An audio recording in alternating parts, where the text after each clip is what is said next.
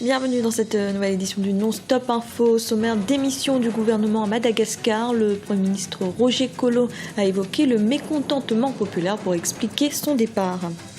Dernier préparatif en Guinée équatoriale avant le coup d'envoi de la Coupe d'Afrique des Nations 2015. Le gouvernement a annoncé l'offre de 10 000 tickets d'entrée à la population.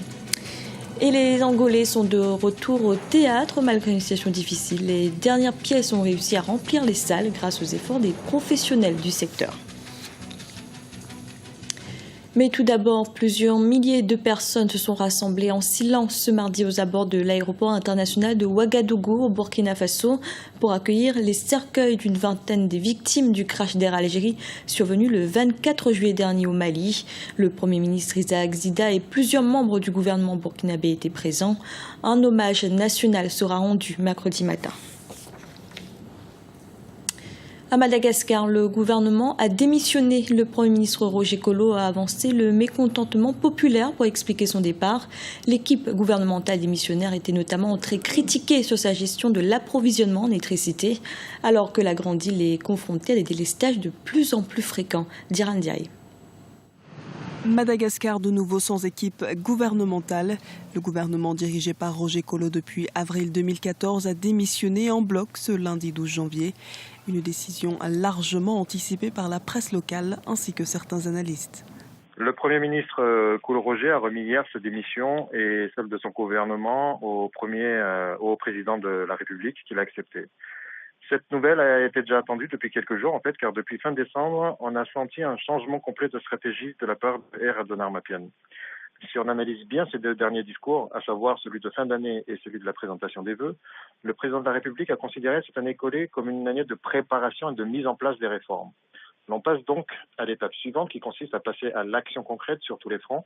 Et pour cela, il était prévisible que les hauts responsables de l'État, notamment donc au niveau du gouvernement, renforcés. Hasard du calendrier, ce jour se tient la deuxième session du sommet des anciens présidents, avec l'actuel bien entendu, et il sera certainement discuté de la prochaine orientation qui sera prise dans le programme sociopolitique et économique de Air Adonarmapian. Toujours est-il qu'en parallèle de tout ça, la session extraordinaire de l'Assemblée nationale commence également ce jour et aura obligatoirement à traiter de la désignation du futur Premier ministre, car cela fait partie de son rôle. Les défis de la grande île sont nombreux. Les délestages de plus en plus fréquents ont engendré des manifestations tuant 2 personnes en décembre 2014 à Tamatave, dans l'est du pays. S'ajoutent à cela les défis sécuritaires, des trafics en tout genre, le redressement de l'économie ainsi que la réconciliation nationale toujours en cours. Le président Air Razanaremapian, qui n'a pas de majorité parlementaire, va maintenant devoir former un gouvernement à même d'y faire face. On sait qu'une dizaine de noms a été proposée par les divers groupements politiques. Et rappelons-le que le futur Premier ministre sera proposé par le parti majoritaire à l'Assemblée nationale ou par le groupe de partis majoritaires, position qui reste encore ambiguë jusqu'à aujourd'hui, car le part de André Azuel et la plateforme pour la majorité présidentielle, donc il soutient le président de la République, se disputent cette légitimité. L'équipe sortante assure la gestion des affaires courantes en attendant la nomination d'un nouveau gouvernement. La loi ne mentionne, cela dit, aucun délai.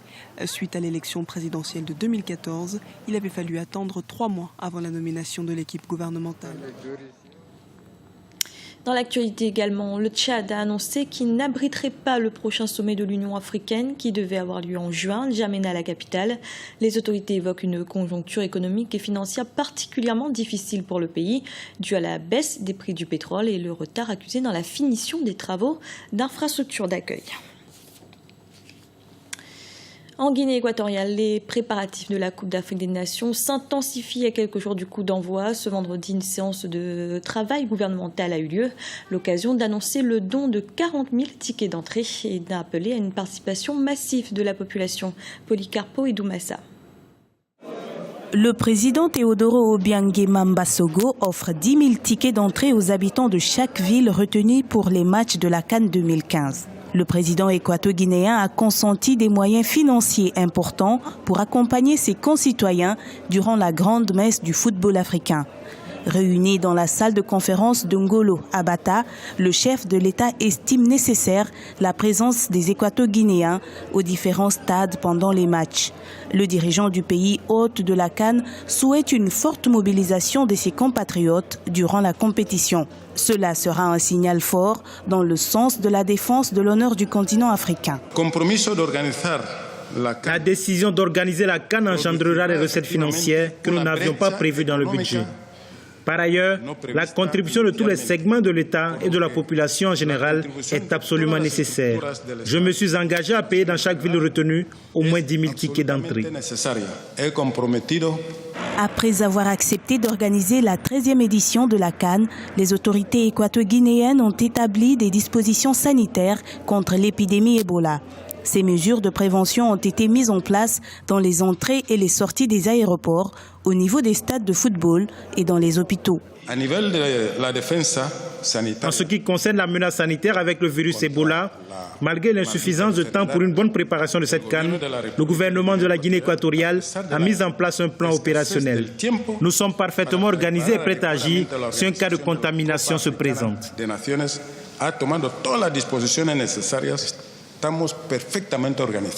Afin de garantir le succès de cette édition de la Coupe d'Afrique des Nations, le chef de l'État, Théodoro Obiang Nguema Mbasogo, effectue des visites d'inspection sur les différents sites qui abriteront les compétitions. Au Sénégal, le budget injecté dans les collectivités locales en 2015 connaît une hausse de près de 6 milliards de francs CFA. L'objectif est de doter ces collectivités de ressources financières nécessaires pour leur permettre d'assumer pleinement leurs responsabilités. Birama Saounera. Au Sénégal, le budget alloué aux collectivités locales a connu une hausse de près de 6 milliards de francs CFA.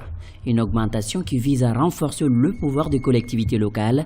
Selon les autorités sénégalaises, cette initiative s'inscrit dans le cadre de la mise en œuvre de la réforme des collectivités locales, notamment l'acte 3 de la décentralisation. Pour la tutelle, l'État manifeste ainsi son ambition de faire des collectivités locales des entités autonomes et émancipées. Il a été tout le temps constaté que l'un des facteur limitant de notre politique de décentralisation, c'était que le transfert technique, le transfert des 9 domaines de compétences n'était pas à la hauteur des transferts financiers. Il y avait plus de transferts techniques, moins de transferts financiers. Donc le président de la République a pris la résolution d'augmenter de manière graduelle et progressive les sommes qui seront transférées aux collectivités locales pour répondre aux transferts techniques et donner la possibilité aux collectivités locales de pouvoir satisfaire les demandes sociales de proximité.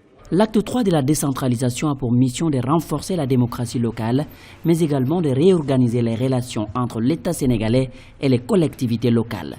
Cette hausse permet de résoudre en partie les problèmes auxquels sont confrontées les collectivités locales. Cette augmentation du budget rentre carrément dans l'optique de cet acte 3 de la décentralisation. C'est un début. Mais il faudrait aller un peu plus loin, faire plus pour que les collectivités locales soient véritablement capacitées en termes de ressources financières. Aujourd'hui, ce fonds est à un niveau inférieur à 5% de la TVA. Il faudrait le porter à un minimum de 20% de la TVA pour que ça soit une action décisive sur la capacité d'intervention des collectivités locales. Cette augmentation dépasse le taux de 5,5% du taux légal à affecter aux collectivités locales. Les autorités promettent de l'augmenter progressivement et de fixer un taux de 15% sur l'assiette fiscale de la TVA en vue d'une meilleure décentralisation. En Angola, le théâtre a longtemps été délaissé. Aujourd'hui, le public semble de nouveau reprendre le chemin des salles. Une bonne nouvelle pour les comédiens et les professionnels du secteur, même si les difficultés restent encore nombreuses. Un reportage de notre correspondant Jacques Amboka.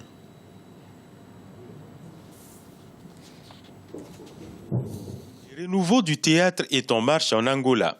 Tous les week-ends, les salles de spectacle accueillent de plus en plus du public pour des pièces de théâtre occupant bien le temps libre des Luandais qui en profitent pour se divertir. Un travail de longue haleine fait avec professionnalisme par les acteurs du secteur. Ils consentent de nombreux sacrifices dans le but de redonner du goût au public et dessiner ainsi un bel horizon pour l'industrie du 6e art. Le théâtre ici en Angola est en train de croître, d'évoluer. Les groupes font de gros efforts pour représenter de belles pièces et le public y adhère. Et pour moi, c'est l'essentiel. Le théâtre angolais fait encore face à de nombreuses difficultés. Mais la détermination et la passion des acteurs de cet art lui redonnent aujourd'hui un souffle nouveau. Je pense que le théâtre angolais est dans une phase de renaissance un peu comme la musique et les autres arts.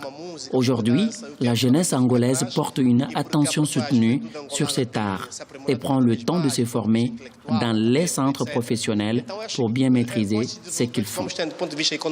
Les regards des acteurs angolais sont donc tournés vers les autorités afin qu'elles trouvent des solutions aux problèmes de l'industrie théâtrale. Mais avant tout, il faudra convaincre le public.